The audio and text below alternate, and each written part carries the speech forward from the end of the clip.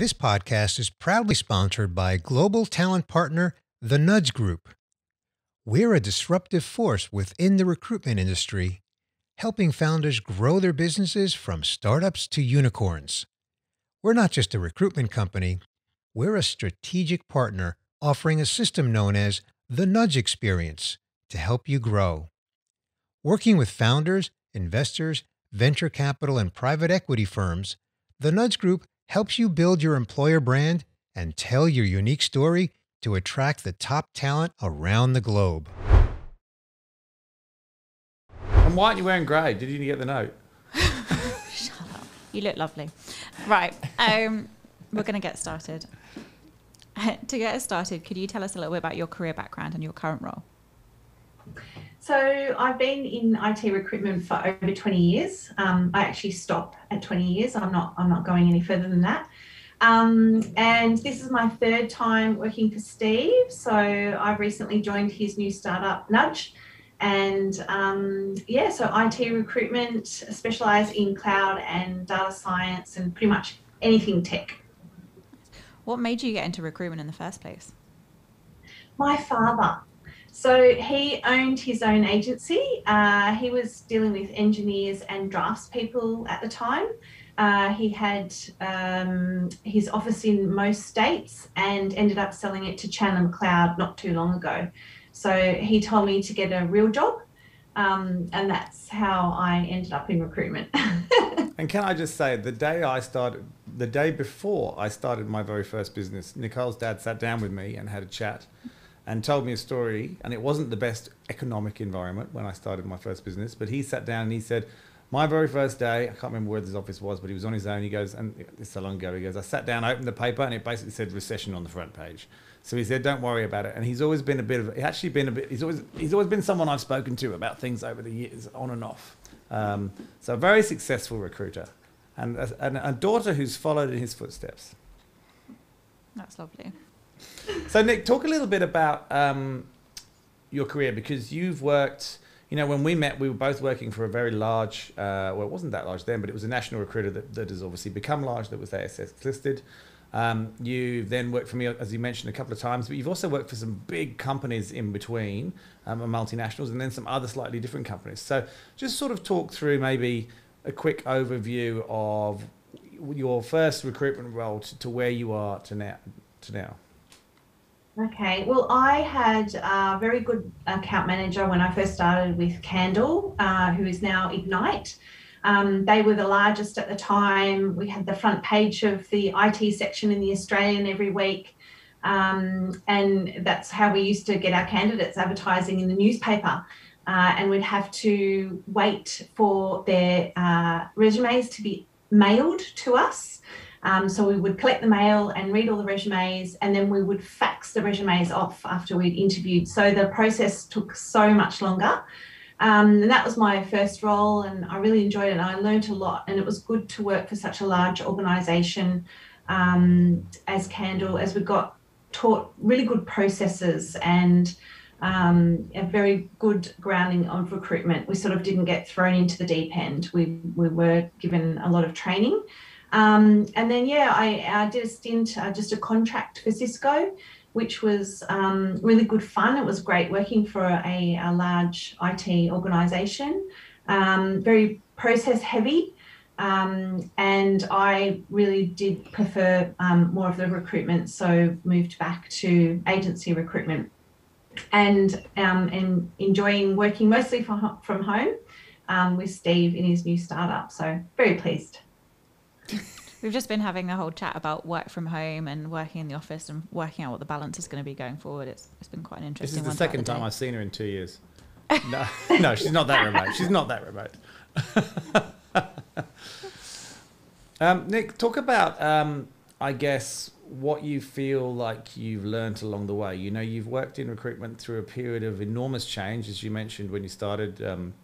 People were posting resumes in, you're advertising in the paper, to now where people are applying, and sometimes not even applying. They're just texting saying, I'm interested about jobs. We communicate with a lot of our candidates just purely over text, not even through email or job boards or even LinkedIn. So a huge amount has happened during that time. What, as a person who's gone through that change, and I think change is now just accelerating. So the next 20 plus, however many years that is, in our industry is going to have even more change than we had then. How have you managed to deal with that? How have you managed to upskill yourself, stay relevant, not let it overwhelm you, all those kinds of things? Talk a little bit about that, because it has been a huge different industry during that time. Yeah, so I suppose when I first started, I would spend all day on the phone, and it really was, an over-the-phone sales type role back then. So, all day pretty much over the phone. Now it is really has moved towards mostly email. So I guess I'm trying to write my sales pitch on the email. So I've noticed that candidates aren't interested in talking to you unless they can see what's in it for me. So I really try and understand the clients, what their benefits are, and what's so great about working for them, because that's what the candidates want to know. So it's all about working out those things and then writing them in a way that the candidates might be interested. So I do find most of the communication is text and email, and then it's good to have a phone conversation. So I do my interviews first with a phone conversation and then a video chat as well. But yeah, it is interesting that it has moved to mostly email and text communication. So it is good to still get in front of the candidates via video and on the phone as well. Do you think that that's had a positive or negative impact? And I think we've spoken about this in the past, that if you go back to the days of putting an advert in the paper, waiting for people to put a resume through the post and then faxing it out and all those kinds of things, to then job boards, so where we suddenly had 500 people applying because it was so easy that a lot of your day was actually spent looking at useless people who had no relevant skills, who applied for the hell of it, and that wasn't a great use of time, to now where conversations are so much shorter and sweeter, and we're not meeting candidates in person and setting that up, and so many changes. Yet if you actually look at the fundamentals of a recruiter and what they bill, that hasn't actually changed. It's gone up slightly with inflation because salaries have gone up and we work on percentages, but the actual output, even though it's changed drastically in terms of how your day's spent, the end result in terms of amount of people placed hasn't changed that drastically. What are your thoughts on that? Because it's still a topic that fascinates me. Well, the turnaround is so much quicker. So you can, I guess, work a lot faster depending on your typing speed. So yeah, it is. The turnaround is much quicker. So, you could have a job brief in the morning with a client. You could tap some people on the shoulder on LinkedIn in the afternoon, set up an interview straight away and have some candidates over that day. Whereas unless you were sort of dealing in the contracting market back in the day and you were just on the phone trying to see who was available immediately, things have turned around a lot quicker, although it is, there's not a lot of ad response, so it is tapping people on the shoulder through LinkedIn, and a lot of them take sometimes a week to respond. So yeah, it's a bit up and down, I suppose. Do you think that companies want different things now than they did 5 years ago, 10 years ago, 15 years ago, and the people they're hiring? Do you think they're looking for different things? If you think about all the roles you've placed, the roles have been technology roles. Obviously, even when you were at Cisco, there were a lot of technology roles. Do you think that what companies were looking for back when you were at Candle is different to perhaps when you were at Cisco to obviously where we are now? Do you think they look for different things?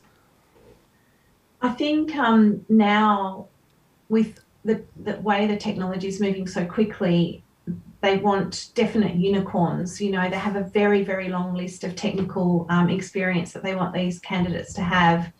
And sometimes it's really tough to find that. And we'll sort of go through several rounds of candidates before they realise, okay, well, we can't find someone with all of this experience. We need to really focus on what, maybe what the development side is and what cloud they're looking, they've got in-house, and then work it out from there. So does that answer the question? Yeah, kind of. I think so. And I guess, what about HR people? There's a lot of HR talent people that are watching this series.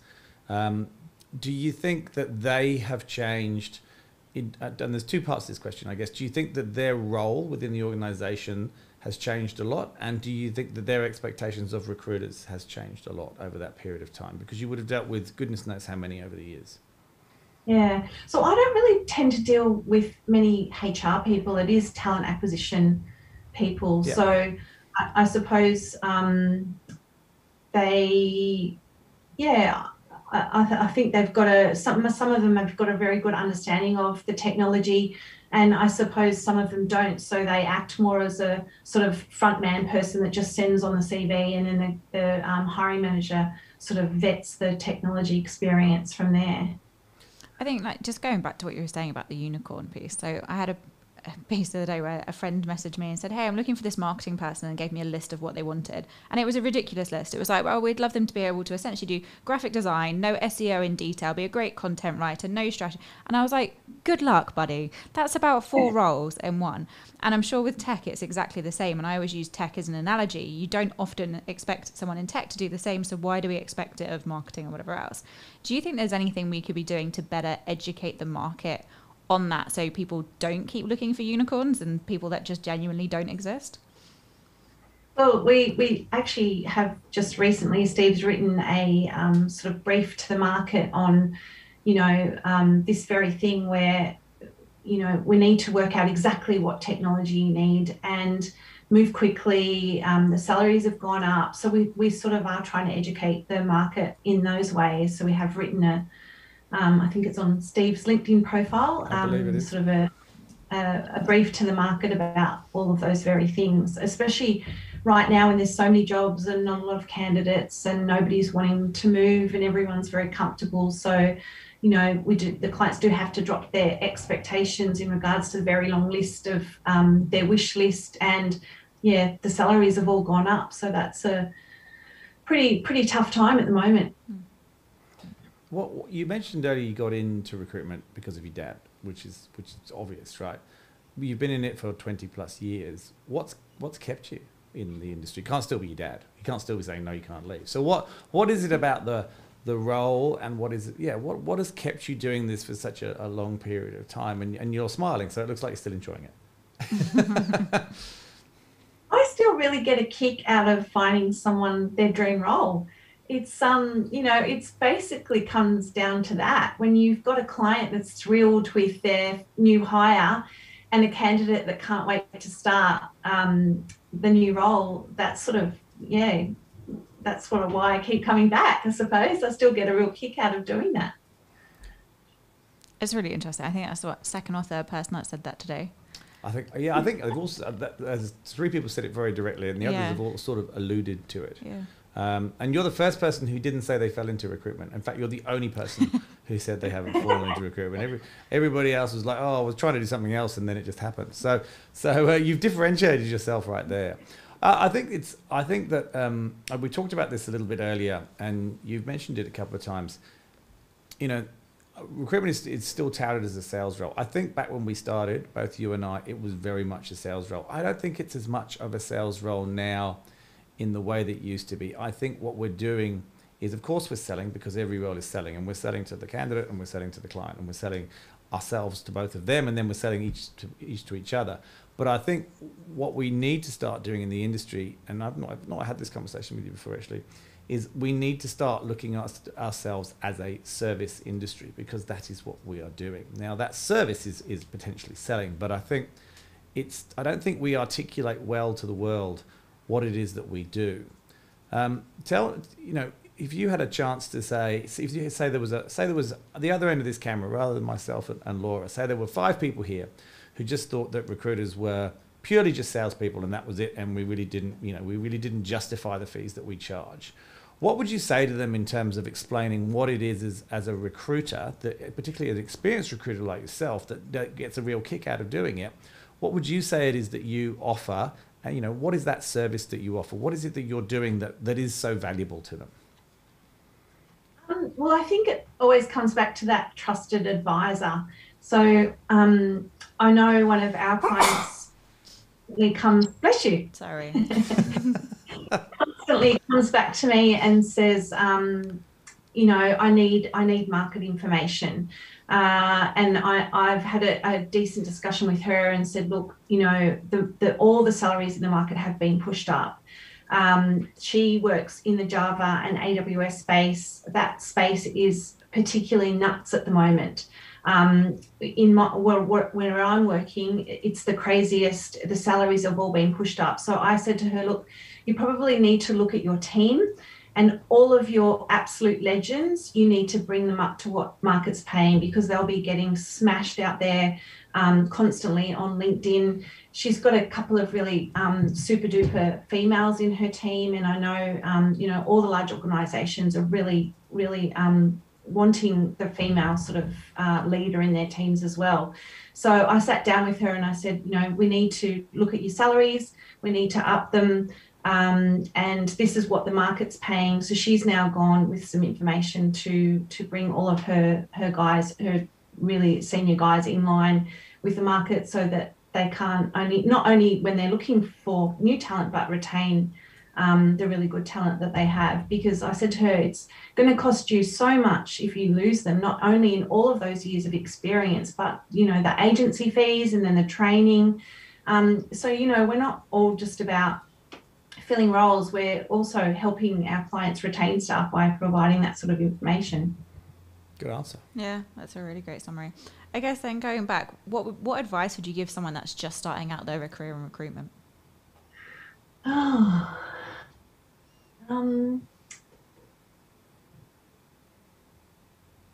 Something that always happens, which really, really bugs me, is when people don't show for interviews, with a client.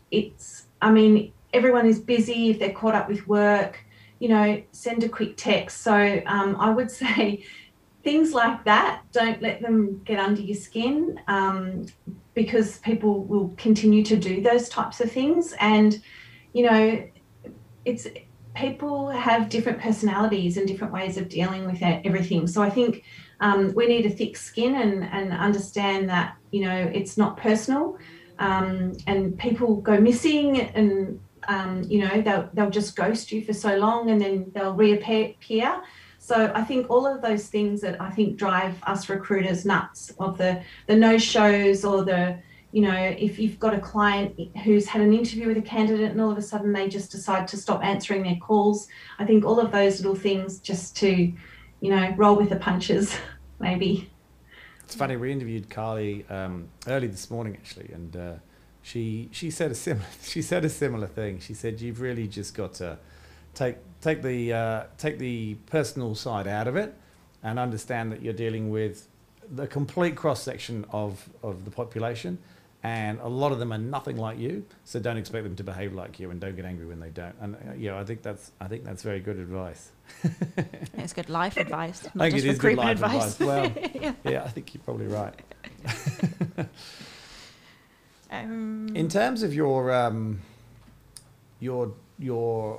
I guess your learnings over the years, is there anything that's stood out other than that beautiful nugget you just gave us right then? Is there anything that stood out in terms of that's made you successful? It doesn't have to be relevant specific to recruitment. It could be relevant to your life that you may have applied to recruitment. But is there anything that you've sort of picked up on and learned, or that's changed you? Probably the piece of advice that you received or managed to obtain that changed you in your core, because people don't generally change that much, but every so often you do. Something happens and it actually changes you fundamentally.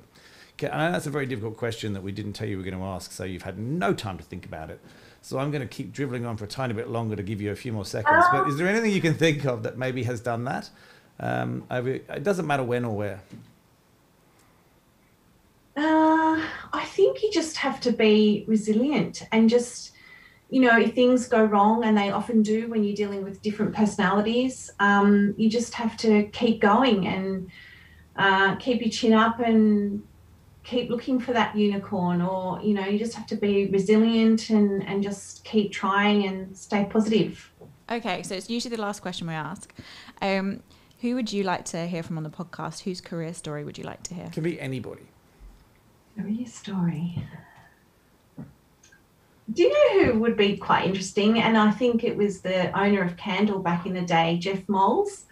I think growing, such a large IT organisation would be quite an interesting story to hear.